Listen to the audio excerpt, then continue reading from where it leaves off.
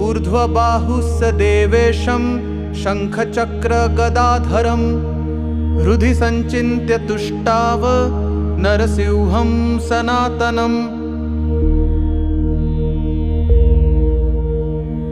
शुक्र उवाच नमामि देवं विश्वेशं वामनं विष्णुरूपिणं बलिदर्पहरं शान्तं शाश्वतं पुरुषोत्तमम्। धीरं शूरं महादेवं शङ्खचक्रगदाधरं विशुद्धं ज्ञानसम्पन्नं नमामि हरिमच्युतम्।